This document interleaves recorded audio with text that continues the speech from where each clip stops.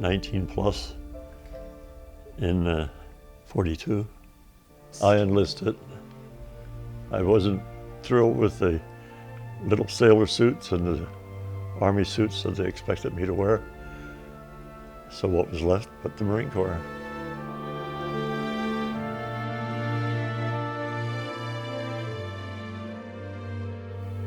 The day I left Philadelphia for Parris Island, I was supposed to report to the draft board, which meant that I'd been drafted if I hadn't enlisted. It's a new type of life, a new way of living, and I thought I was prepared for anything and everything, but they always throw something else at you that isn't on the books, and so I got through in good shape, and I spent the next 3 years with the Marines.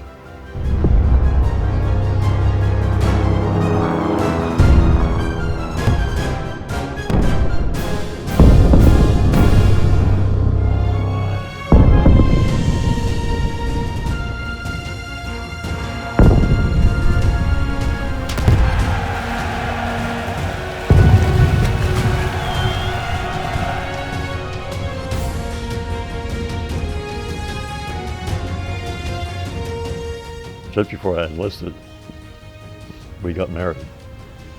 So school was kind of out. And now I have a wife to support.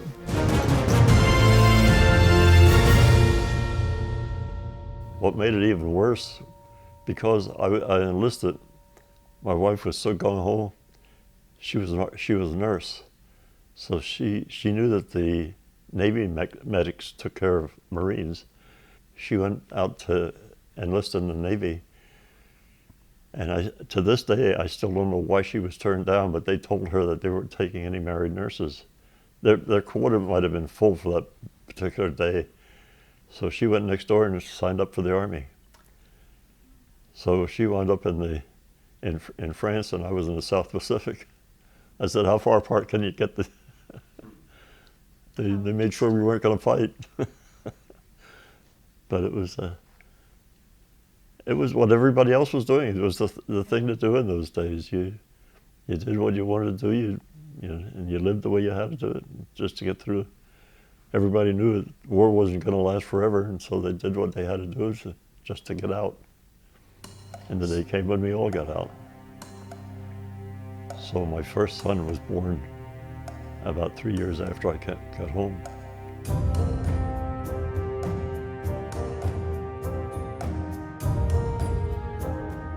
In the area where I lived at the time, everybody was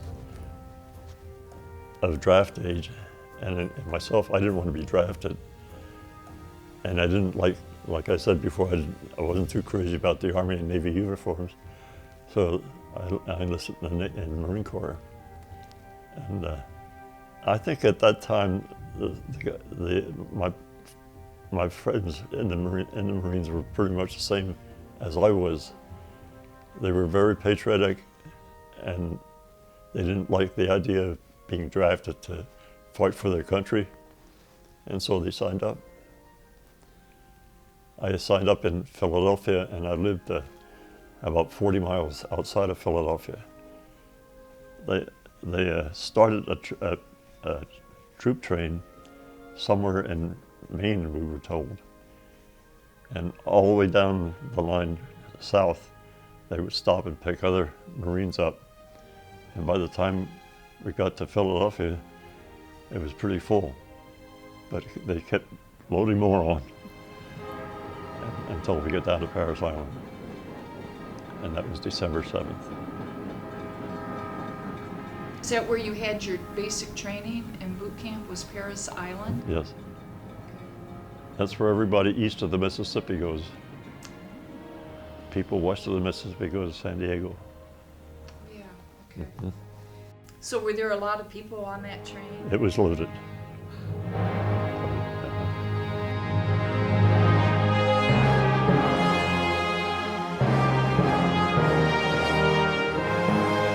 I learned early in my age, my parents taught me to do what they told me to do. And that carried over into the Marine Corps. When the sergeant said, do this, I did it. And by doing that, when I was told to do it, I avoided a lot of problems. The military will teach you discipline. If you didn't have it before, you learn it. Right. Because we used to have, there was one, I can see his face. He said, when I tell you to do something, he said, I can't make you do it, but I can make you sorry you didn't. Wow, that's something. So, you have a choice, do it or be regretful that you didn't.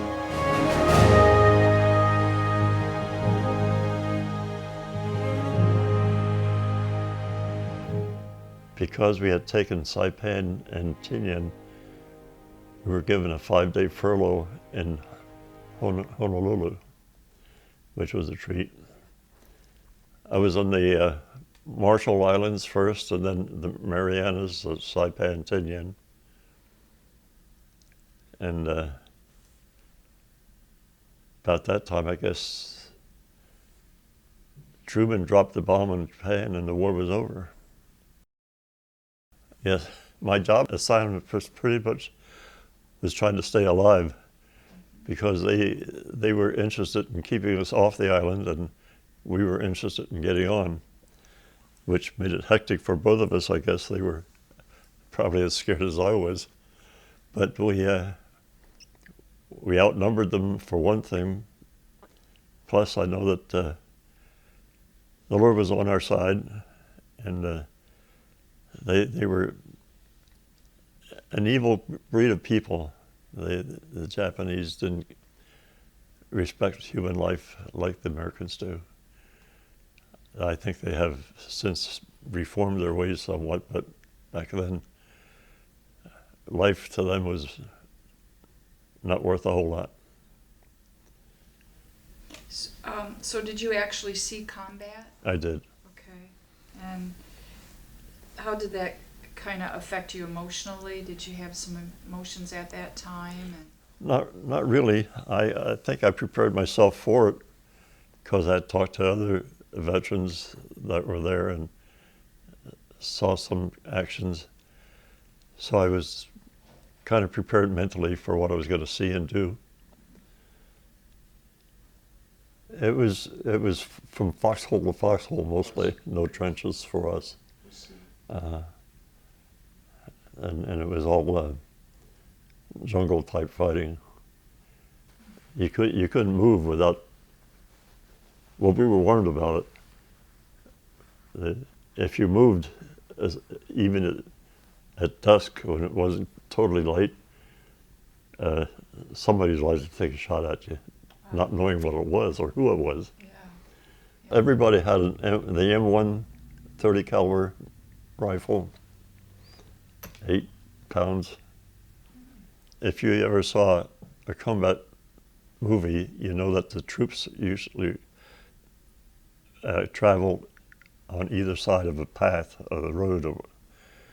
And as we moved up to the top of a hill, the commander said, this is all the further we're going, make camp here. So we spread out and made what we thought was going to be a safe, secure area. And I was about 15 feet away from my friend on the right, and I immediately recognized the M1 that we were all carrying, and I heard it coming from my neighbor 15 feet away from me. So because it was dark, we had to stay secure.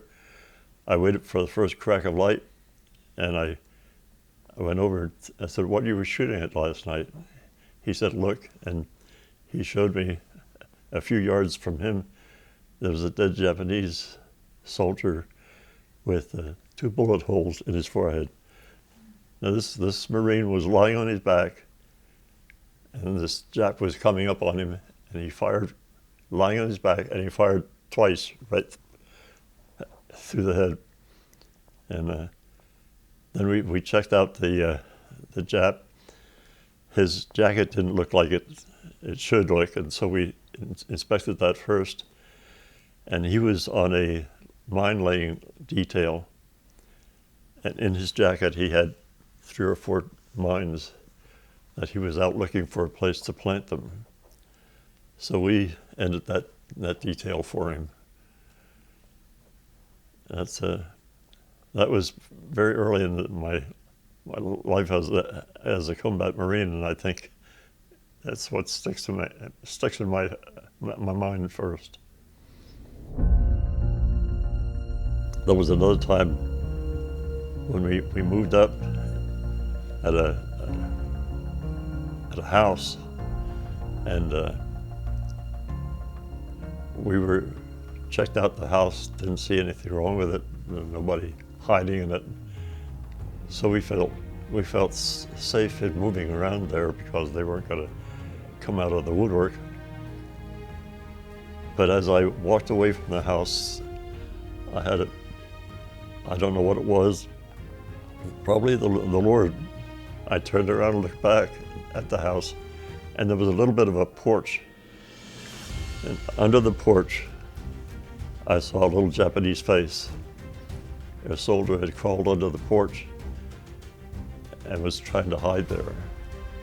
What he had in mind to do, I don't know, but we got him out and sent him on his way. I had my Bible with me, and that got some hardware. That was good. I still think that my mother's prayers and the Lord combined to keep me very safe.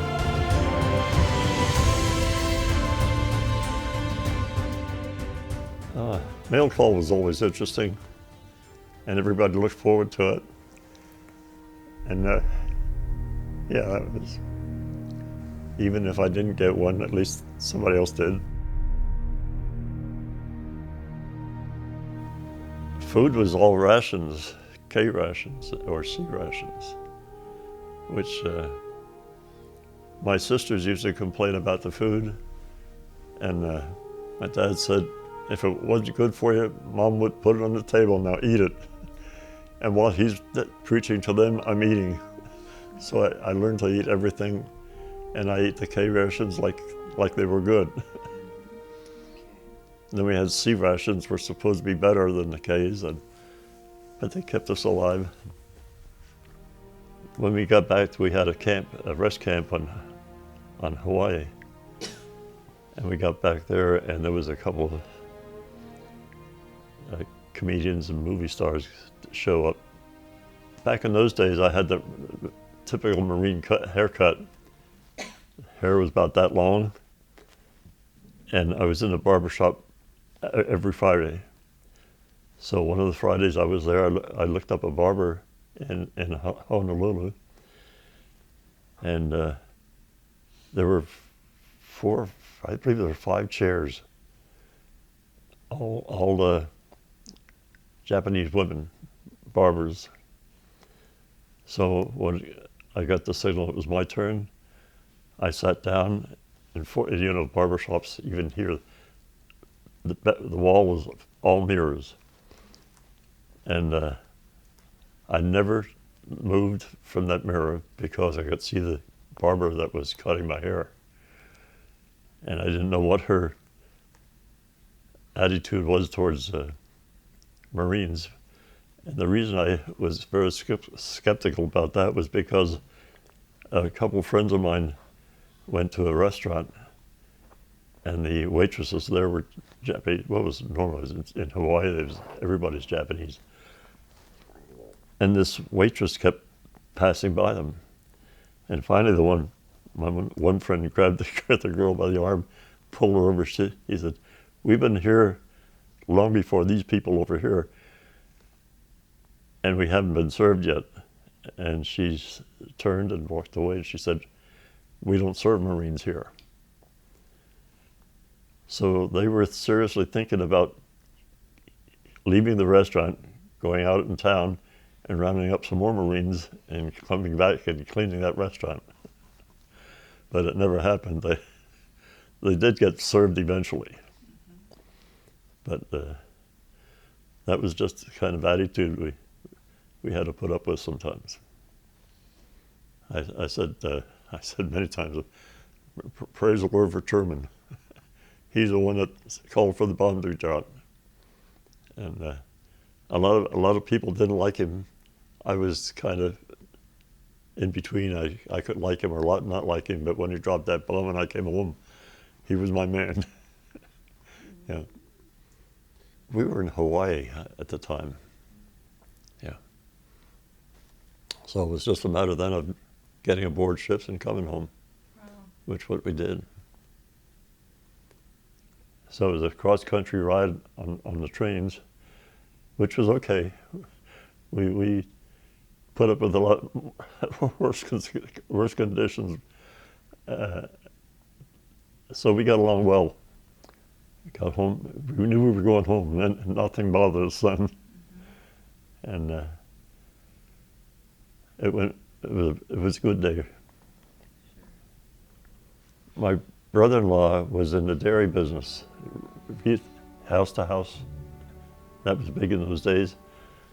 And he even went out and bought a truck for me. And he and I started a new route. He was interested in starting a route anyway in another part of town. And so that between the two of us, we went out and sold milk. And I had a nice route developed. So that was my first job out of the Corps.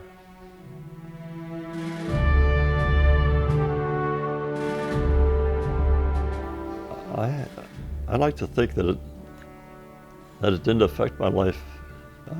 I felt very fortunate in what I had. I felt fortunate having it because I saw a lot of people that were less fortunate than I was. But my parents get credit for all of that. They often say they raised me right. And being a believer, I had no problems coming back to civilian life and starting all over again.